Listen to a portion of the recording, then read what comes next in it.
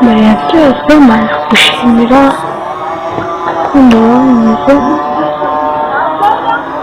Hari byinshi byari gutuma tudakundana cyangwa tudahuza, ariko twangaragarije urukundo.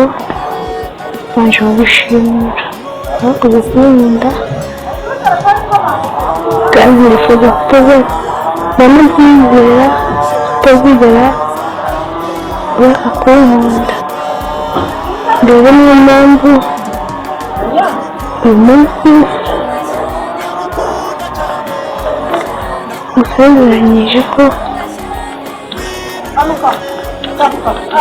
ubuzima bwanjye bwose ubundi umusore uzigera nkunda uzaba ukiriho nawe ukinkunda. Rero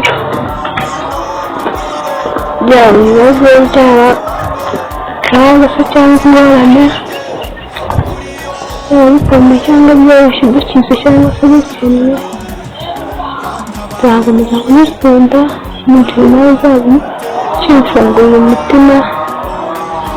Nzagukunda kugeza igihe nzaba nkiriho, kandi nsezeranyije ko nzakubera umugore w'ibihe byose. Urukundo ngukunda n'undi zitezuka Imana yarindaga, kandi ikirenze kw'ibyo Imana izandi ibihano byo gupfa. Ndagukunda kandi ntabwo nzigera nkwashira.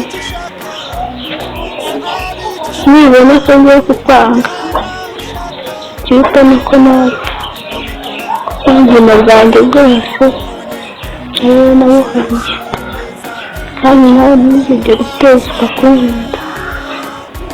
Umutima wanjye ni wowe wamuguze, nta yandi mahitamo ufite.